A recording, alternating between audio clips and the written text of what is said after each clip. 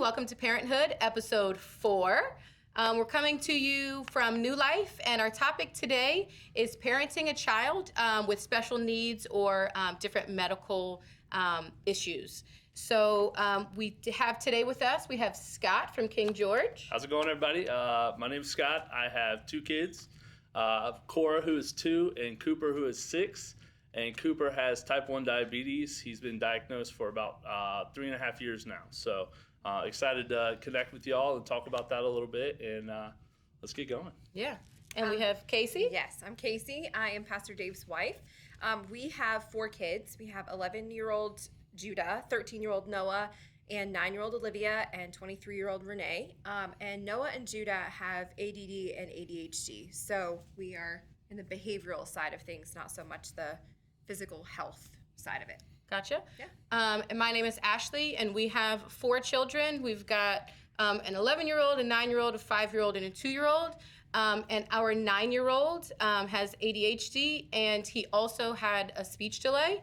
So he didn't talk until he was about 3 years old. So we had to work with the infant and toddler program and do different speech therapies and different things. So we've got, kind of a little mix of history for him.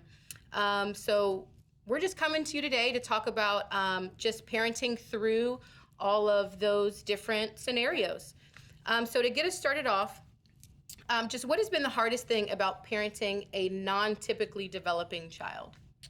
Yeah, so with Cooper, when he got diagnosed, the hardest thing was just change. Now, he was young enough to, it's just the way of life now. But now that he's in school, into kindergarten, it's been a little more difficult because now kids are noticing when he has to go to the nurse's office or he's taking his blood sugar. They can see his pump on his arm, and he has a cell phone so we can watch his blood sugars throughout the day. So that's a little different for a kindergartner to have his own cell phone. And so it's just, and he'll say, oh, so-and-so noticed, my pump today or noticed my phone today. And so it's just talking with them, like, it's okay to talk to your friends about that and let them know what's going on. Because I know the first couple of weeks of school when he started, he said, a kid asked me today, why did I go to the nurse's office? And I told him it was none of his business. Good for him. And so I told him, I said, that's okay, but if you want to tell them what's going on, that's also fine. Right. So just making them comfortable with that. Yeah. For you, the hardest thing about parenting a not typically developing child? Feeling like you've done something wrong. Like for ours, because it's not necessarily a health thing. It's more brain development. Feeling like I did something wrong when they were infants. I didn't teach them what they needed to develop properly. Yeah. So a lot of mom guilt, honestly, mom shame. That I've had to deal with. Having these boys that have sensory issues, overload, or just are not developing communication skills like they need to in proper ways. And so I think for me that's been big. Absolutely. I think for me, especially when he was little, he was the second kid. So the first one, he hit all the milestones and everything was great and everything was on time. And then, when our second child came, and it's like, okay, well, he's not like saying mama or dada, he'll point to things, but, a lot of mine was also that, like, trying to figure out, like, okay, it is something wrong. Like, should I ask someone? Or, is it, oh, well, he'll just catch up. He's just a little behind. And it was really hard for us to kind of just make that jump to say, like, okay, something is not wrong because he's fine as a person, but, something is not typically developing here. So let's go find help. And conveniently, my husband and I had both had experience with working with special needs kids previously. So we were comfortable. There was no shame in it. It was just a matter of like, well, when is too long for him to not be talking? Right. You don't want to feel like that crazy person that goes to your doctor and says, every 2 minutes. I feel like, and they're like, no, you're fine. You're overthinking it. Right. You're just a parent that's the helicopter mom. Right. And, absolutely. But on the other side, you don't want to like take them too soon. Yeah. Like I mean, for me, it took me a long time to take them because there's so many things out there. Like, should you medicate them? Should you not medicate them? What is my family saying? What does my husband's family think? What do I think really, like? So it was a lot. Like, what's the stigmatism behind taking medicine? Or exactly. And one of mine started at 4 years old because it was just so severe. He needed help in school to be able to function amongst his peers. Yeah. So that was a really hard decision for us to make at 4 years old. Yeah. That kind of gets into our next question. Just how did your life change when you were told that your child is unique? And that just reminded me of our little guy because he had to have an IEP. So he went to preschool early. He did pre-K 3 and pre-K 4. Shout out to Charles County Infant and Toddler Program. Y'all are the bomb.com. Y'all, I mean, we need 5 minutes to just shout y'all all out. Amazing. But it was a change for me because I had to, just go over these different activities and these different things. And, I didn't have to do that previously. But then for him, even when he grew out or outgrew his IEP, because there are requirements for it being able to maintain one, we did take him to the doctor, and we did talk about that's when we got to discuss the ADHD and how he's learning. And the great thing that I think happened with that, just with the change, is that he was old enough by the time we were talking about that, was that he could advocate for himself. Right. And he could say, when I'm in my class and my friends are around, I can't focus on my work. Or my teacher will start talking and she'll still be talking and giving instructions, but I have to hurry up and I have to start going. And, the teacher's like, that's not what I wanted you to do. Yeah. But, so he was able to advocate for himself, and he's able to tell his teacher, I can't focus right now. In this group, can I go sit over here? And he has wonderful teachers. Now we're in the Calvert County school system, but wonderful teachers that are willing to work with him. So there were changes, that had to happen, but conveniently with the people that were around us during those changes, it made it so much better. Just having people who knew what they were doing and were able to support us through. But for you, I feel like yours is a little different, it be a medical thing. Yeah, so when Cooper got diagnosed, it really changed kind of everything. Diet changed, who we were able to have watch him change. That's big.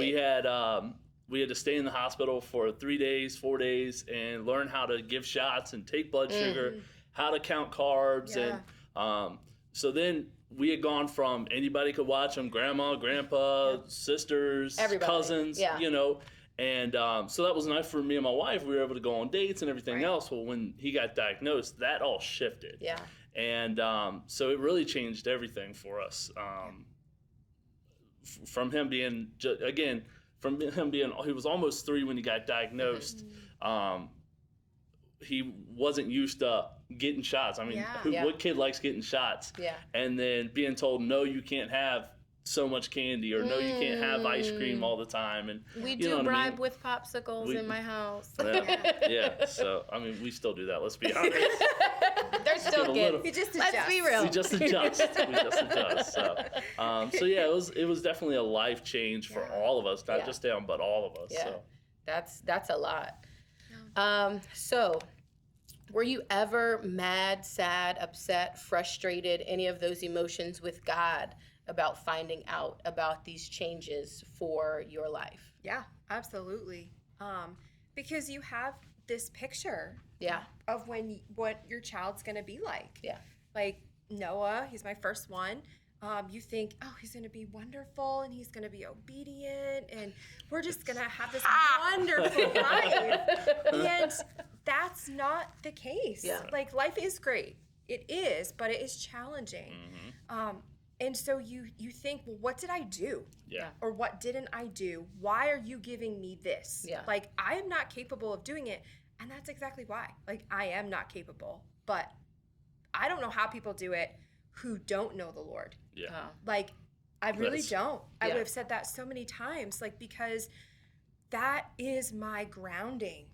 Like, I have to go back to the word. I have to go back to worship, because if not, I'm going to lose it on him and myself. Yeah. Like, the shame will just envelop me. Yeah. The frustration will just envelop me. And so there have been times where I'm like, why did you give this to us? Like, why did you make him different in learning and different in the classroom? Because for him especially, like, the first few years in school, he spent so much time out of the classroom.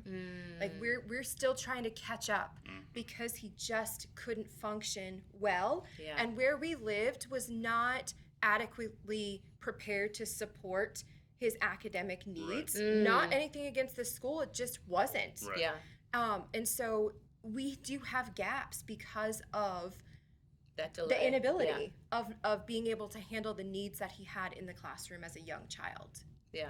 So yeah, I do. Big.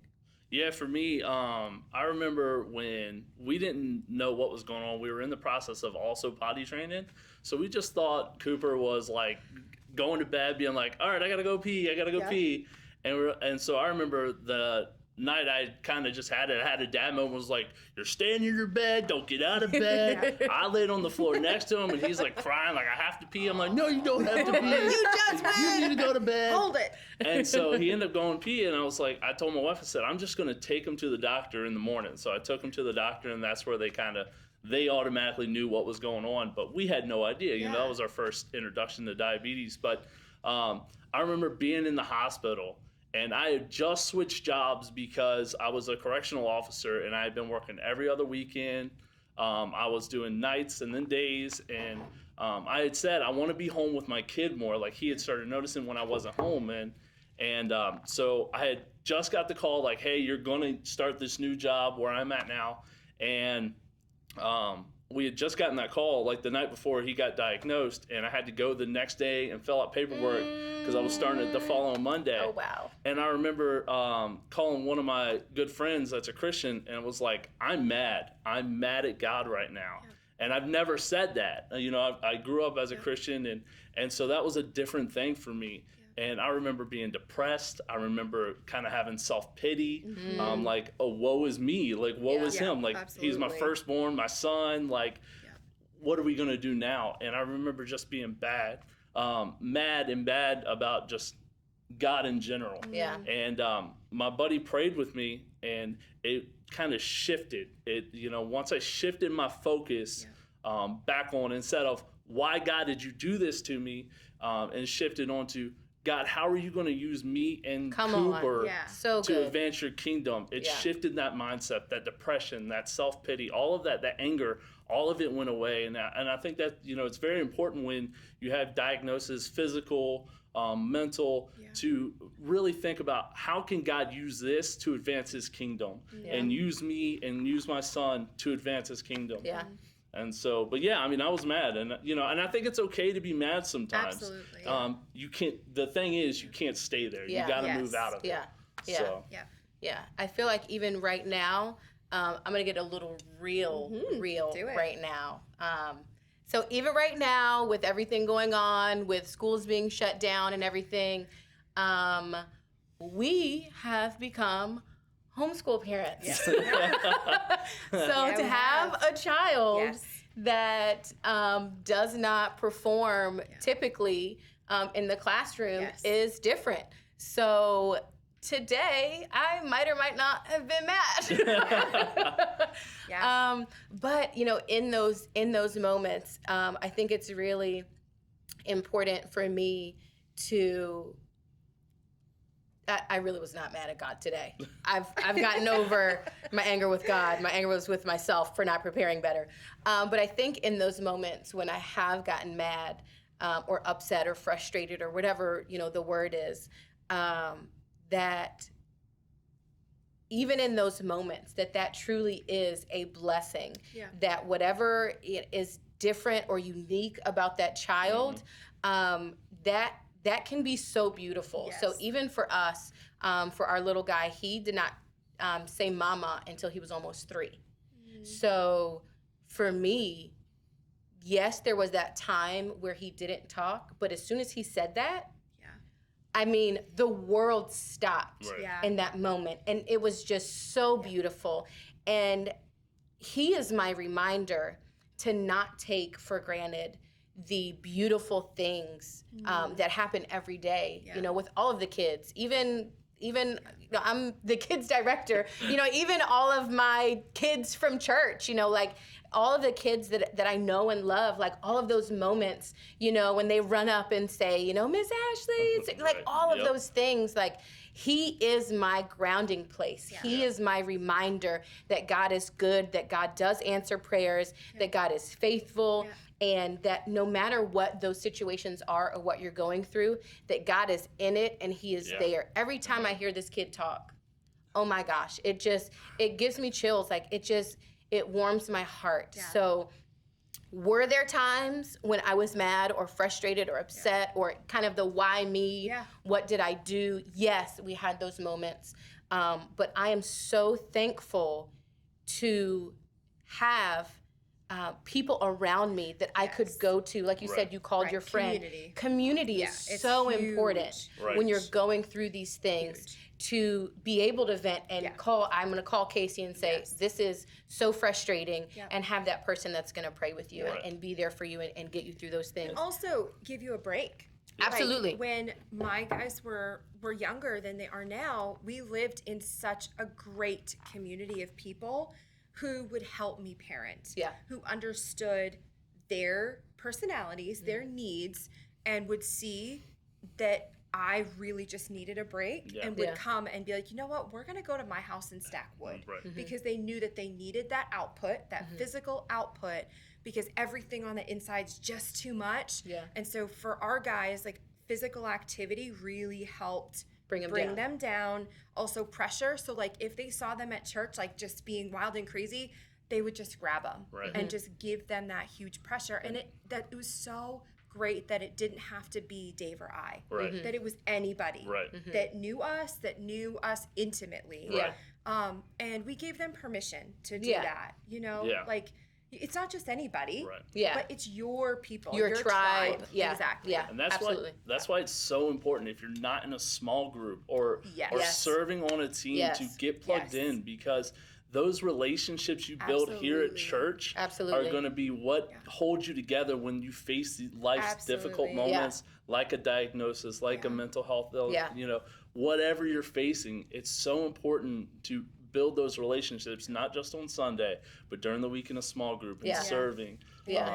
So, you know, that's been huge for us, you know, to have that foundation, you know, with everybody. And even just outside the church, if, you know, with Cooper, there's a bunch of diabetes groups we were able to plug into. And, you know, when we talk to people about his diagnosis and the issues we have, it all comes back to Christ and how, you know, and so that builds those relationships there too. So isolation is what the devil wants you to do. And we don't want you to be isolated. We want you to reach out. Community is huge. Absolutely. Absolutely. Well, guys, there are so many more things that we could talk about today. This topic is one that touches so many lives, whether it's physical disabilities or special needs or emotional differences. There's so many people that are impacted by this. So please comment, like, share it, subscribe, find us on Facebook, YouTube, all the places. Again, so this topic is so huge. We're going to be talking about a lot more parenting topics. Check us out on Friday's Parenthood. Thank you so much for tuning in, and we'll see you next time.